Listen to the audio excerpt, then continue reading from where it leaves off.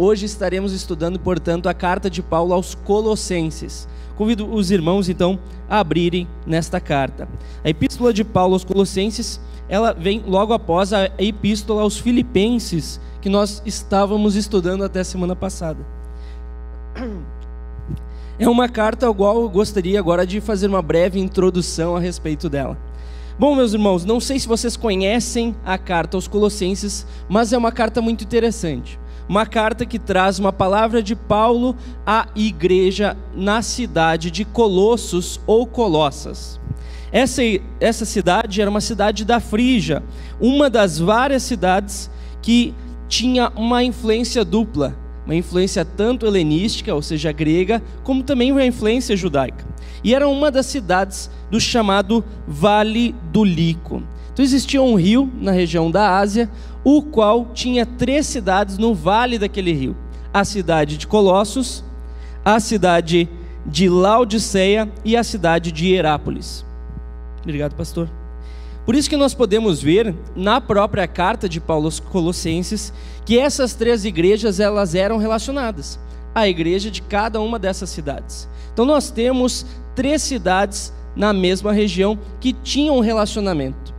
Nós percebemos isso, por exemplo, no capítulo 4 de Colossenses, lá para o final, nos últimos versículos, nós vemos no versículo 13, Paulo falando que muito se preocupa por vós, ou seja, pelos laodicenses, pelos colossenses, pelos de Laodiceia e pelos de Hierápolis. Ou seja, Paulo entende que havia esse conjunto e ele se preocupa que esses irmãos venham se conhecer, inclusive.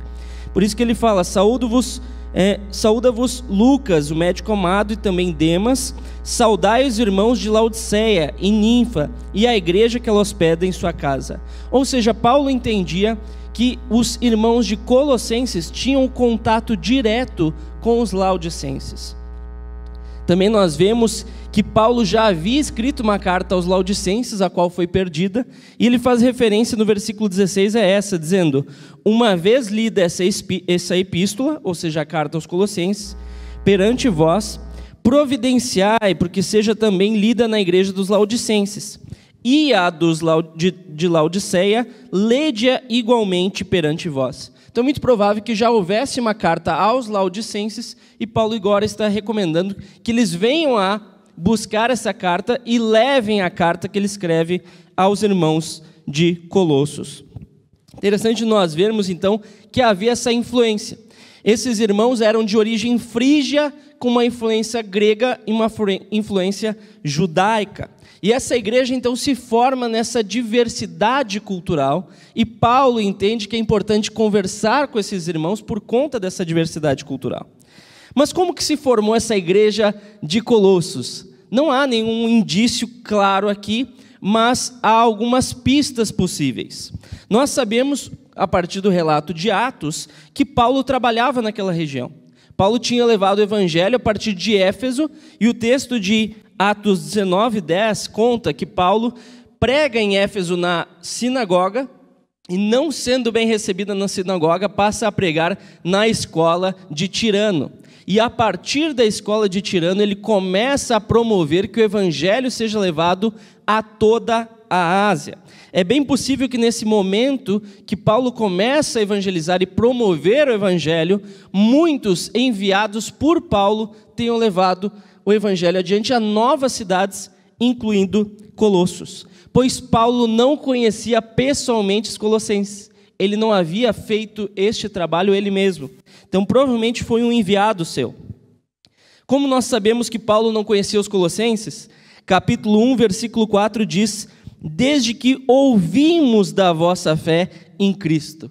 Quando Paulo conhecia, ele se refere, desde que tenho visto a fé de vocês. Nesse caso, desde que ouvimos a respeito.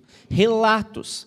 Também no capítulo 2, versículo 1, nós vemos Paulo dizendo: gostaria, pois, que soubesses quão grande luta venho mantendo por vós, pelos laodicenses e por quantos não me viram face a face. Ou seja, Paulo entende que esses irmãos, os colossenses, os laodicenses, precisavam do seu auxílio mesmo sem conhecê-lo. Quem que faz esse trabalho nessa igreja? Quem que inicia essa igreja? Muito possivelmente é o irmão Epáfras, que aparece ali no capítulo 1, versículo 7. Paulo diz: segundo fostes instruídos por Epáfras, nosso amado conservo, e quanto a vós outros, fiel ministro de Cristo. Interessante que Epáfras, nesse contexto, ele é um irmão na fé de Paulo, mas é também seu companheiro de prisão. Quando nós olhamos a epístola de Paulo a Filemon, nós vemos logo ao final, agora convido vocês a avançarem um pouco na Bíblia até a epístola de Filemon. Nessa epístola de Filemon, uma epístola muito curta, com 25 versículos, ao final, no versículo 23, Paulo, que estava preso, diz o seguinte: saúdam-te, Epáfras, prisioneiro comigo em Cristo Jesus. E é importante isso por quê? Por que Epáfras, e provavelmente Paulo estava escrevendo, avisou, estou escrevendo lá para Filemon. Epáfras falou, manda um abraço meu. Por quê? Porque eles se conheciam. Não somente Epáfras era um ministro na cidade de Colossos, como também Filemon era de lá. Às vezes a gente não faz essa conexão, mas a conexão dessas duas cartas é importante. Filemon era um irmão em Cristo lá da cidade de Colossos. E se nós olharmos na epístola a Filemon, no versículo 2, nós vamos ver a indicação, Paulo escreve ao amado Filemon e à irmã Áfia e a Arquipo, nosso companheiro de lutas, e aí ele escreve assim: e a igreja que está em tua casa. Ou seja, a igreja de Colossos se reunia na casa de Filemon. Nós temos este indício. Da mesma forma que ao final da carta de Colossenses, capítulo 4, versículo 15, Paulo diz também, saudai Ninfa. Então é interessante, no final da carta aos Colossenses, fala da Ninfa e a igreja que ela hospeda em sua casa, lá em Laodiceia. Então veja, essas igrejas, tanto de Colossos como de Laodiceia, eram igrejas em casa. Eram igrejas nos lares, porque é assim que nasce o cristianismo, nas igrejas dentro dos lares. Um autor, comentando a respeito disso, chamado Lério Hurtado, ele fala: pelo fato de serem igrejas nos lares, nós sabemos quantas pessoas mais ou menos tinham nessas igrejas, porque as casas não eram muito grandes. Então ele fala, é muito provável que a maioria das igrejas tivesse 9, 10 pessoas, e ele traz um indício. Qual é o indício? O indício que Paulo fala, temos um só pão. Ele fala, talvez isso não seja só por causa de Cristo, mas porque eram tão poucas pessoas que ao fazer a ceia, era um só pão que todos comiam. E o pão era comido inteiro, não era só um pedacinho igual a gente costuma fazer. Era a ceia, realmente, era a alimentação deles. Então nós temos esse indício. Mas esse autor, Lério Hurtado, fala, é muito possível que em casas maiores, de pessoas mais ricas, houvesse ali no pátio um espaço para 30, 40 pessoas. Provavelmente é o caso aqui dessa igreja de Colossos. Por quê? Porque, de fato, nós sabemos quem era este rico que abriu essa casa. Era Filemon. Alguém que era tão rico que tinha escravos. Alguém que era uma referência. Mas que precisava entender que, perante Jesus Cristo, ele que era rico e o seu escravo Onésimo tinham o mesmo valor. Então é interessante nós vermos isto. Então, provavelmente nessas casas maiores, que elas eram construídas em volta de um pátio que era centralizado, então essas casas tinham esse pátio no meio, esse jardim, provavelmente nesse pátio, sentados em almofadas, ali a igreja de Colossos se reunia. É muito provável isso, uma comunhão diferente daquilo que muitas vezes nós imaginamos. Uma comunhão com um alimento, uma comunhão com pessoas próximas. Mas mesmo assim, não uma igreja tão grande como hoje nós estamos acostumados. Por isso que é importante Paulo falar o nome desses irmãos, trazer a referência aos líderes, porque não eram muitos. E de fato, Epáfras era um desses líderes. E possivelmente outro era Arquipo. Não sabemos, talvez Arquipo fosse filho de Filemon, mas nós vemos a importância de nomear essas pessoas que tinham uma função especial dentro da igreja, para que a igreja não se perdesse, não perdesse o direcionamento da sua liderança. Há também um problema a ser enfrentado nessa carta. É uma carta que não foi escrita à toa, havia um motivo. E este problema, diferente da carta aos Gálatas que nós vimos, que era uma tendência dos judaizantes. Aqui a tendência não é de uma mistura com o judaísmo, mas uma mistura com a religiosidade greco-romana. Puxa, pastor, os gregos, eles criam nos deuses, Zeus, Marte, esses são os deuses. Nesse contexto, não. Além dos gregos crerem, claro, nesses deuses olímpicos que a gente chama, Zeus, Afrodite, etc., naquele contexto, os gregos tinham as religiões de mistério, na qual eles criam que tinham conhecimentos secretos sobre a espiritualidade e pensavam sobre seres místicos e coisas bem diferentes do que a gente costuma pensar a respeito deles. E nesse contexto, esse misticismo grego se mistura com a igreja. Nós vemos uma igreja a qual não pensa só em Jesus Cristo, mas pensa a partir dessas religiões de mistério, e principalmente do que nós conhecemos hoje como gnosticismo. Gnosticismo era uma religiosidade grega que queria ter alguns segredos, alguns mistérios próprios que trariam um conhecimento da realidade espiritual. Os gnósticos criam, por exemplo, que há a realidade material do corpo, mas há a realidade espiritual, e elas estão em oposição. Por isso os gnósticos defendiam aquilo que a gente chama hoje de maniqueísmo, a ideia de que o corpo é necessariamente mau e o espírito é necessariamente bom. Então eles pregavam uma mortificação do corpo, não no sentido de se afastar do pecado, mas do ser humano como se afastar do seu próprio corpo. Então Paulo vai contra essa tendência equivocada, indicando, olha, vocês não estão entendendo a realidade do Evangelho. Então é interessante nós vermos Paulo trazendo esses elementos na sua carta. Ele fala de uma ascese, um rigor ascético, no capítulo 2, versículo 23, que nos lembra a respeito disso.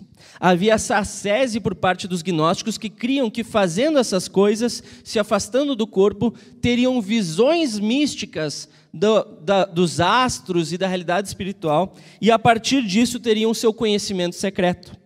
E nós vemos uma igreja que, apesar de ter Jesus Cristo, a verdadeira revelação, busca essas revelações dos astros, revelações espirituais equivocadas. Então nós vemos essa tendência dentro da igreja tendo que ser reprimida por parte de Paulo. Por isso que essa carta, ela fala muitas e muitas vezes em anjos, principados e potestades, em visões, em questões bem espirituais, mas com uma espiritualidade equivocada. Então, para nós compreendermos o projeto de Paulo, o propósito dele com essa carta, nós precisamos pensar que Paulo buscava combater esses equívocos gnósticos, indicando o entendimento correto para ações corretas. E de fato Paulo indica isso. Paulo, no capítulo 1, versículo 10, diz, a fim de viverdes de modo digno do Senhor, para seu inteiro agrado, frutificando em toda a boa obra e crescendo no pleno conhecimento de Deus. Crescer e frutificar. Para Paulo isso é bem claro, crescer e frutificar envolve um entendimento correto de quem é Jesus e uma prática correta a partir desse entendimento. Por isso que no versículo 6 ele também fala, como também em todo mundo está produzindo fruto e crescendo. É isso que o Evangelho faz. O Evangelho produz fruto e cresce a partir de nós. Mas como que Paulo apresenta isso? Convido os irmãos, então, a lermos junto o início desta carta. Peço ao irmão René que esteja lendo para nós os versículos de 1 até 8. Colossenses capítulo 1, versículo 1 a 8. Isso, de 1 a 8. Vai chegar o microfone aí.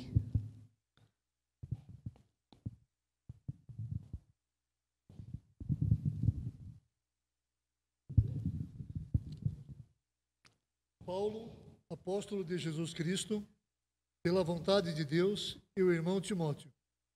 Aos santos irmãos fiéis em Cristo, que estão em Colossos, graças a vós, e paz da parte de Deus, nosso Pai, e do Senhor Jesus Cristo. Graças damos ao Deus e Pai nosso Senhor Jesus Cristo, orando sempre por vós.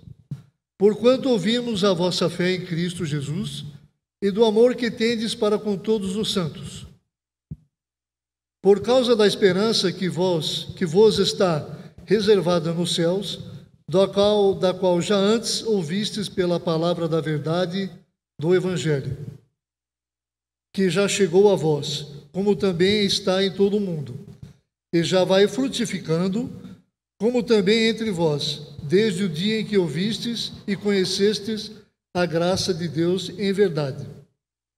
Como aprendestes de Epáfras, nosso amado conservo, que para vós é um fiel ministro de Cristo, o qual nos declarou também o vosso amor no Espírito.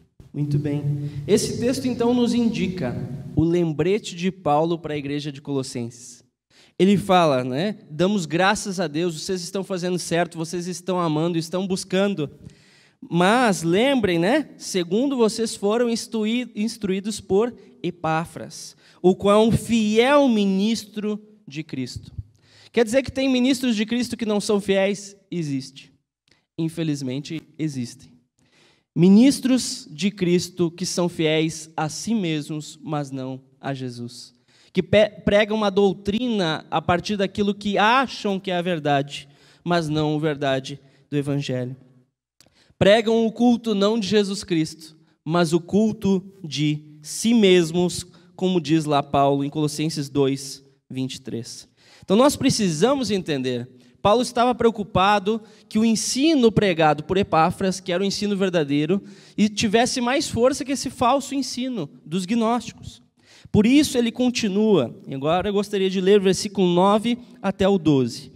Por esta razão também nós, desde o dia em que o ouvimos, não cessamos de orar por vós e de pedir que transbordeis de pleno conhecimento da sua vontade, em toda sabedoria e entendimento espiritual, a fim de viverdes de modo digno do Senhor, para o seu inteiro agrado, frutificando em toda boa obra e crescendo no pleno conhecimento de Deus, sendo fortalecidos com todo o poder, segundo a força da sua glória, em toda a perseverança e longanimidade, com alegria, dando graças ao Pai, que vos fez idôneos à parte que vos cabe da herança dos santos na luz. Interessantes as palavras que Paulo escolhe. Paulo fala aqui, no versículo 9, de sabedoria. E ele fala várias vezes de sabedoria. Nós vemos aqui no versículo 9, nós vemos também no versículo 28, capítulo 2, versículo 3. Paulo traz a sabedoria, porque ele quer lembrar aos colossenses que Jesus Cristo é a sabedoria de Deus. Como está lá em Colossenses 2, 3, o mistério de Deus, Cristo, em que todos os tesouros da sabedoria e do conhecimento estão ocultos. O que ele está lembrando? Todos os mistérios já estão ocultos em Cristo. Esse conhecimento oculto, esse conhecimento misterioso, gnóstico, o qual os gnósticos promoviam, não tem valor perante Jesus Cristo. Em Cristo tudo foi revelado a respeito do nosso Deus. Não há um conhecimento secreto a ser obtido, o conhecimento já foi explícito no próprio Jesus Cristo. Por isso que ele fala também, continuando nessa visão, vejam, não somente em sabedoria, mas ele fala em mistério. Se nós olharmos, avançando um pouco no texto, no versículo 26 ao versículo 28, ele traz isso. O mistério que estivera oculto dos séculos e das gerações, agora, todavia, se manifestou aos seus santos, aos quais Deus quis dar a conhecer, qual seja a riqueza da glória desse mistério entre os gentios, isto é, Cristo em vós, a esperança da glória, o qual nós anunciamos, advertindo a todo homem, ensinando a todo homem em toda sabedoria, a fim de que apresentemos todo homem perfeito em Cristo. Por que Paulo insiste nesse todo homem? 2 propósitos. Primeiro, porque os judeus insistiam que Deus era pai de Israel. Deus é pai só dos judeus. Isso é indicado. Mas esses gnósticos também não pregavam a todo homem. Eles defendiam um conhecimento que era secreto e deveria permanecer secreto. O conhecimento gnóstico, um conhecimento esotérico, conhecimento para alguns. Nem todos devem conhecer as coisas ocultas. Paulo lembra, não é isso que a gente prega. Nós pregamos algo que é aberto a todos. Todo homem deve ouvir a respeito de Jesus. Todo homem deve ouvir o Evangelho. Esse mistério se torna claro. Não é um mistério a ser escondido, mas um mistério que a partir de Jesus se torna a realidade exposta de Deus. Por isso que no 2:3 Paulo fala, 2:2, desculpem, da forte convicção do entendimento para compreenderem plenamente o mistério de Deus, Cristo. Cristo é o mistério de Deus. Cristo é a sabedoria de Deus. E ele está em oposição direta àquilo que parece sabedoria. Por isso, no capítulo 2, versículo 23, se vocês avançarem, olharem, Paulo, falando sobre o que os colossenses estão vivendo, diz: estas coisas, com efeito, têm aparência de sabedoria, como culto de si mesmo, e de falsa humildade, e de rigor ascético, todavia, não tem valor algum contra a sensualidade. É uma falsa sabedoria. E muitas vezes, muitos que se dizem ministros de Cristo, pregam uma falsa sabedoria. Pregam uma sabedoria que vem de homens e não vem da parte de Deus. Por isso nós precisamos ler esta carta para entendermos esta sabedoria, este mistério de Deus que foi revelado a nós. Dos versículos 13 ao versículo 20, nós vemos a explicação disso por parte de Paulo. Gostaria de pedir para Maricel estar lendo para nós do versículo 13 ao versículo 20.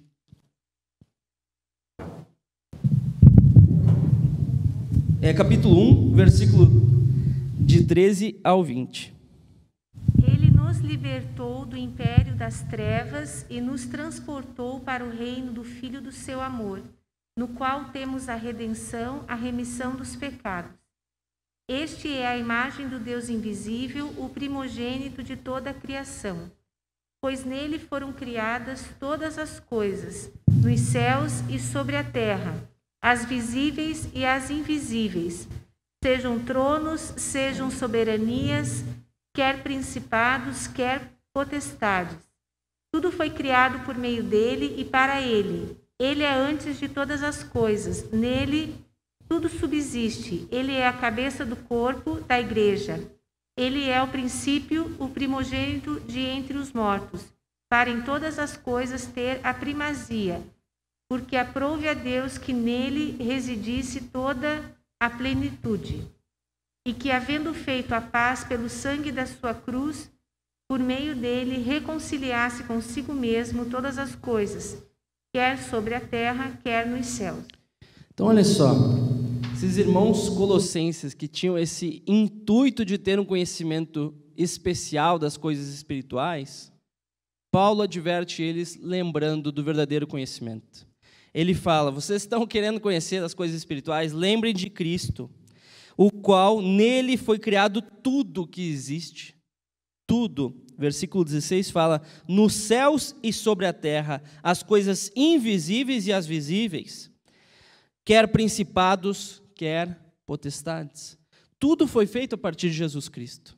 Jesus Cristo não é comparável, portanto, ao que estava sendo comparado entre os colossenses, que eram os anjos. Os colossenses achavam que Jesus era um tipo de anjo, um ser intermediário entre homens e Deus. Mas Paulo fala, ele não é só um mediador, ele é o próprio Deus, pelo qual tudo foi criado.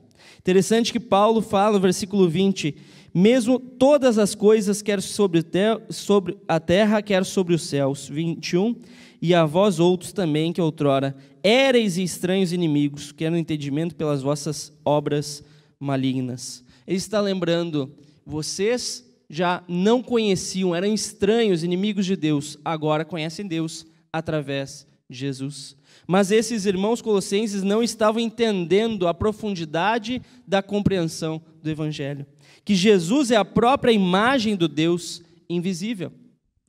Por isso, Paulo aqui, nesses versículos, do 15 até o 20, ele relata que ele cita uma música. um hino dos primeiros cristãos. Isso aqui, claro, para nós não parece uma música que nós lemos em português, mas no texto original era uma música que era cantada. Provavelmente ele, do lado de Epáfras, deve ter perguntado: ô meu irmão, o pessoal lá de Colossos canta tal música? Canta. Então vou usar essa música aqui, para lembrar eles do que a gente afirma em cada reunião a respeito do nosso Senhor. E de fato é interessante de vermos isso, né? Algo escondido no texto, porque Paulo não abre aspas, não existia aspas naquele tempo, né? E para nós não conseguimos olhar, né? Não há nenhuma indicação, naquele tempo não tinha direitos autorais, não precisava mostrar quem fez a música, quem produziu, etc., não era necessário. Paulo só citou aqui. Agora é interessante que ele usa isso para lembrar de uma verdade que é afirmada, mas não é compreendida. Os irmãos de Colossos precisavam entender aquilo que eles cantavam. Eles precisavam compreender o que é realmente a verdade do Evangelho. Por isso que depois ele continua e explica esse mistério, como eu já li para vocês. Ele fala a respeito desta verdade do Evangelho, a verdadeira sabedoria de Deus. Por isso também, ele, continuando, olhando agora o texto, nos apresenta que esta verdadeira sabedoria de Deus, que é Jesus Cristo, precisa estar presente na própria igreja de Cristo. No versículo 24 ele diz: agora me regozijo dos meus sofrimentos por vós e preencho o que resta das aflições de Cristo na minha carne, a favor do seu corpo, que é a igreja. A igreja de Cristo é o corpo de Cristo. Nós somos o corpo de Cristo. Mas para nós sermos o corpo de Cristo, precisamos entender quem é Cristo, entender o propósito de Deus através de Cristo, para participarmos desse propósito. Por isso, eu gostaria de pular agora um pouco o texto. Pastor William, Opa. Antes de pular, Claro. Eu acho que vale a pena a gente se aprofundar um pouco mais nesse contexto de ser a igreja, o corpo de Cristo. Por quê? Porque às vezes a gente está tão acostumado com essa afirmação e não faz ideia do que significa isso, né? A gente tem vários conceitos de Jesus.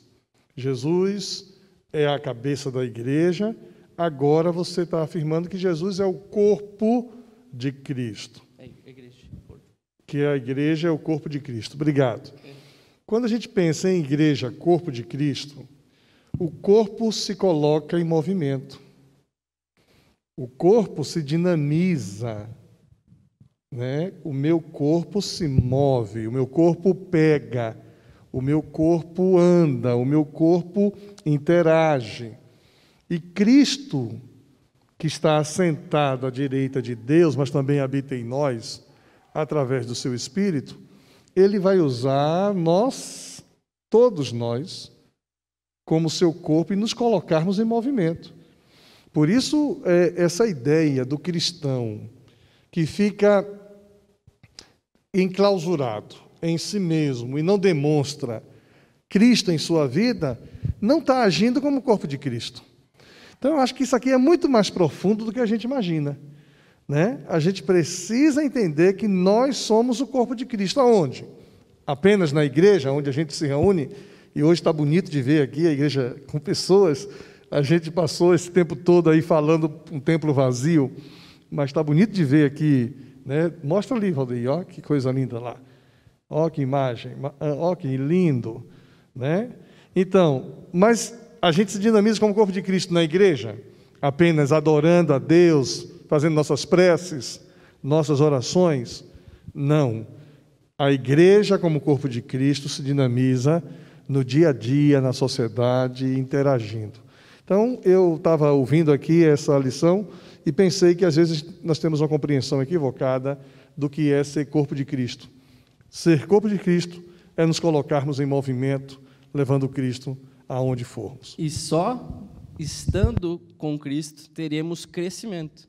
Interessante que essa imagem, né, agora pulando um pouco o texto, no capítulo 2, versículo 19, traz o seguinte: e não retendo a cabeça, da qual todo o corpo, suprido e bem vinculado por suas juntas e ligamentos, cresce o crescimento que procede de Deus. Então, nós sermos corpo de Cristo também significa que nós só vamos cumprir o nosso papel, só vamos crescer e dar fruto, como Paulo diz, quando estivermos conectados com o cabeça, que é Jesus Cristo. Quando nós formos a nossa própria cabeça, nós não daremos fruto, nós não cresceremos, nós não teremos efeito. Afinal, assim como a cabeça junto ao corpo permite que o corpo se desenvolva, também Jesus Cristo precisa estar junto à igreja. De fato, é essa a ideia, esse crescimento necessário que Paulo nos traz. Nós não temos um crescimento a partir de filosofias, como ele diz no versículo 8 do capítulo 2. Filosofia e vãs sutilezas, isso tudo são os rudimentos do mundo, como ele chama. Nós já temos a verdade sobre a qual podemos nos colocar, a verdade que nos dá força, a verdade que flui dentro de nós como sangue, né? Que passa pela cabeça, vai ao corpo todo também. Esse sangue que une as partes do corpo que nós temos, que é a verdade do Evangelho. E essa verdade precisa ser entendida, uma verdade que precisa ser compreendida e praticada também. Interessante que nós vemos na continuação aqui, do versículo 8 do capítulo 2 em diante, o texto diz o seguinte: cuidado que ninguém vos venha enredar com a sua filosofia e vãs sutilezas, conforme a tradição dos homens, conforme o rudimento do mundo e não segundo Cristo, porquanto nele habita corporalmente toda a plenitude da divindade. O termo aqui, corporalmente, é importante. Os gnósticos criam que o corpo é necessariamente o mal e o espírito é bom. Por isso, muitos gnósticos defendiam que Jesus era um espírito, que ele não teria vindo em corpo, ele não teria encarnado, ele só pareceria ter corpo, mas não teria. Os gnósticos fundamentavam sua visão nisso. Paulo lembra, ele veio e ele corporalmente trouxe para nós a imagem de Deus. Continuando, ele diz, também nele estáis aperfeiçoados, ele é o cabeça de todo o principado e potestade. Interessante que os gnósticos criam que ele era mais um entre as hostes celestiais. Paulo fala, ele é o cabeça não somente da igreja, mas também de toda a realidade espiritual. Ele é quem está sobre tudo e todos. Nele também fostes circuncidados, não por intermédio de mãos, mas no despojamento do corpo da carne, que é a circuncisão de Cristo. Aqui nós temos essa relação com a circuncisão judaica. Então, Paulo poderia dizer, vocês foram circuncidados, mas há também a verdadeira circuncisão. Mas ele diz, vocês já foram circuncidados. Não a circuncisão da carne, do prepúcio, como era feito entre os judeus, mas a circuncisão do despojamento da carne do nosso corpo. Aqui Paulo se refere, logo em seguida ele explica, tendo sido sepultados juntamente com ele no batismo. Então Paulo indica o que era para o judeu a circuncisão, nós já temos ressignificado no batismo. Que esse despojamento da parte desnecessária, digamos, do nosso corpo, que é a carne, mas a manutenção de uma nova vida em Jesus. E a vós outros que estavam mortos pelas vossas transgressões e pela incircuncisão da vossa carne, vos deu vida juntamente com ele, perdoando todos os nossos delitos, tendo cancelado o escrito de dívida que era contra nós e que constava de ordenanças, o qual nos era prejudicial. Removeu-o inteiramente, encravando na cruz, e despojando os principados e as potestades, publicamente os expôs ao desprezo, triunfando deles na cruz. Nós temos um Cristo que, vitorioso, sendo homem, vitorioso sobre a lei, elimina de nós este peso, tira de nós a necessidade de seguirmos ordenanças, mandamentos, leis. Interessante que Paulo lembra aqui que as leis não são mais necessárias. Usa o termo ordenanças, que aparece depois na explicação do que as pessoas estavam cobrando dos cristãos em Colossos. Eles não tinham essa tradição judaica, mas na sua visão grega do cristianismo, eles exigiam o ascetismo. Exigiam esse despojamento, essa mortificação da carne, através de leis, novas leis, que anulavam a verdade do Evangelho. Por isso nós vemos na continuação a explicação dessa nova tendência que precisa ser eliminada. Paulo diz: ninguém, pois, vos julgue por causa de comida e bebida, ou dia de festa, ou lua nova, ou sábados. Aqui Paulo traz os elementos que compunham não somente as tradições judaicas, mas também, muitas vezes, as tradições gregas.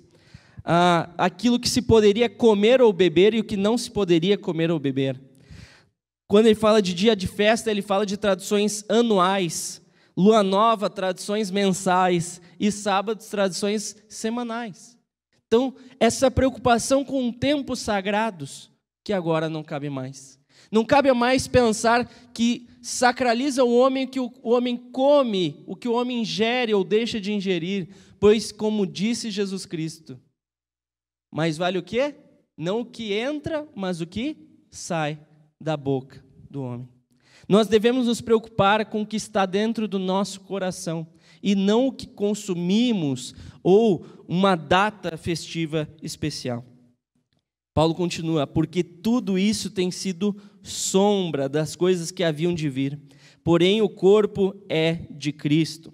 Quando ele lembra o corpo é de Cristo, ele está lembrando, nosso corpo não deve ser desprezado, o nosso corpo deve ser santificado junto com Cristo.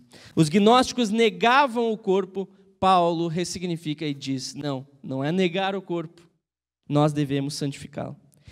Continua: ninguém se faça árbitro contra vós outros, pretextando humildades, culto dos anjos, baseando-se em visões, enfatuado, sem motivo algum, na sua mente carnal.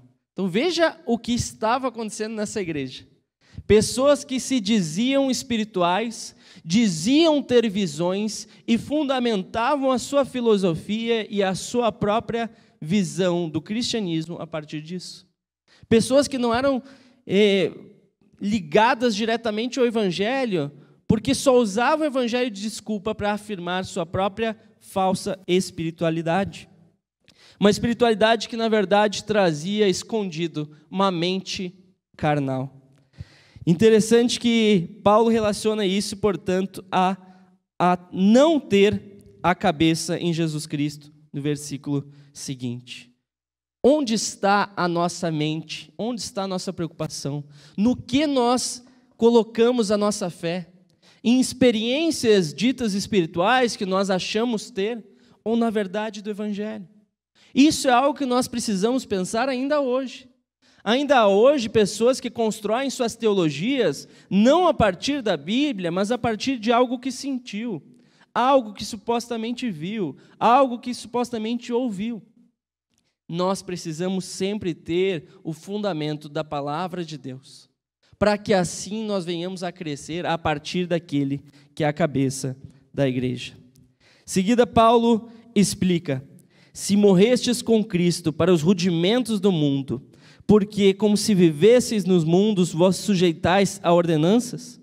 Não manuseis isto, não proves aquilo, não toques naquilo outro, segundo os preceitos e doutrinas dos homens? Pois que todas essas coisas com uso se destroem. Tais coisas, com efeito, têm aparência de sabedoria, como culto de si mesmo e de falsa humildade, de rigor ascético. Todavia, não tem valor algum contra a sensualidade. Interessante que Paulo nos traz. Vocês seguem regrinhas, mas não combatem o que deveriam combater. O que é essa sensualidade que os nossos tradutores trazem aqui? A sensualidade é a nossa disposição para o mal. Paulo está lembrando, nós não devemos combater o nosso corpo, nós devemos combater a maldade que está dentro de nós. Nosso desejo mal que nos leva a pecar. Os maus desejos que levam a más ações. Seguindo regra, vocês não estão mudando quem vocês realmente são. É isso que Paulo está indicando. Ou seja, vocês, meus irmãos, saíram estavam livres das ordenanças judaicas, mas ao invés de ver a liberdade com uma transformação da mente, vocês criaram novas regras que não estão transformando vocês de verdade. Todos os dias nós precisamos pensar isso. De que forma nós vemos o Evangelho de Jesus? Como um monte de regras a seguirmos ou como uma verdade tão forte que ela transforma quem eu sou, de dentro para fora, que me leva a viver entendendo que eu tenho um novo propósito através de Jesus Cristo. É isso que nós precisamos entender. Este é o combate, a luta, como Paulo diz, Colossenses 2, versículo 1. É uma luta que ele combate. E ele combate com muita sabedoria, meus irmãos. Paulo poderia começar essa carta já falando: vocês estão aí adorando anjo em vez de adorar a Deus. Vocês aí que estão fazendo tudo errado. Mas Paulo começa com sabedoria. Elogia-os naquilo que eles fazem de correto. Lembra eles a experiência deles com alguém que é Epáfras. Valoriza, aprecia quem já trabalhou em prol do Evangelho entre eles. Paulo também incentiva os líderes a estarem firmados na verdade de Jesus Cristo. E depois que ele traz essa censura, depois que ele indica o que está sendo feito de errado. Paulo entende que esses irmãos estavam procedendo de forma errada, uma ótima intenção, que era a busca de Deus. Mas nem todos os caminhos levam a Deus. Nós precisamos entender qual o caminho que nós estamos seguindo. Porque só há um caminho, só há uma verdade, e só há um que nos traz a vida, que é Jesus Cristo. Amém, meus irmãos? Gostaria também de agora abrir a perguntas, começando só com um comentário. Para nós, quando a gente lê culto dos anjos, a gente pode se assustar, né? Puxa, culto dos anjos? Que negócio é esse? Os caras adoravam anjos. Eu tenho uma experiência, por mais estranha que possa parecer, que eu lembro que quando eu era criança, eu tinha meus amigos de escola, dentre eles alguns que eu amava muito, mas não eram cristãos. E eu lembro que no início da adolescência eles se converteram ao cristianismo, mas se converteram dentro de uma perspectiva bem de seita. Não sei qual que era a igreja que eles frequentavam, só sei que quando a gente conversava, eu perguntava: e aí, o que vocês estão aprendendo sobre Jesus? E eu lembro que eles falavam: não, a gente está aprendendo sobre os anjos, sobre as hostes celestes, e chamando os anjos para estarem entre nós, chamando a presença dos anjos. E eu lembro que isso me marcou, porque pensando: puxa vida, né? Os caras têm a oportunidade de buscar o próprio Cristo e buscam anjos. Se perdem com experiências sobrenaturais. Talvez vocês nunca tenham visto isso, mas muitas vezes nós nos perdemos em várias formas de espiritualidade e também, gente, não somente de espiritualidade, como superstição. Esses irmãos colossenses tinham superstições por serem de uma tendência gnóstica. Os gnósticos criam que os astros mexem nas vidas das pessoas. Eles eram preocupados com o horóscopo. E muitos cristãos hoje, por mais estranho que possa parecer, também buscam, né, olhar as coisas a partir dos seus signos, a partir dos astros, ao invés de ler a Bíblia, que direciona a gente para a vontade de Deus. Nós precisamos pensar a respeito disso, a partir da nossa vida. Pastor Ilquias. Essa colocação ela é importante. Houve uma época aqui em Curitiba em que se tinha essa ida à montanha. Eles iam orar na montanha. E o que estava por trás disso? Uma vaidade espiritual. Porque a pessoa que ia para a montanha fazer noite de vigília na montanha ficava esperando o momento em que os gravetos se transformariam em luzes incandescentes. E eu perguntei a um pastor amigo meu: como é que é esse negócio? É maravilhoso. A gente chega lá e começa a orar, buscar a presença de Deus, começa a buscar a presença de Deus, até que de repente os gravetos começam a ficar incandescentes, e aí a gente sente a glória de Deus, e nós somos tomados pela glória de Deus. E eu vi ali uma vaidade tão espiritual, tão grande, que esses cultos aos anjos, cultos às manifestações sobrenaturais, e aí nós temos que ficar espertos, a Bíblia nos adverte, né, que Satanás se transforma em anjos de luz para, se possível for, até enganar os escolhidos. Então, a vaidade espiritual que eu denunciei, aproveitando essa sua deixa, pastor Willi, pode estar também em nós, que somos racionais e não gostamos de explorar o emocional. Às vezes nós também temos a vaidade espiritual.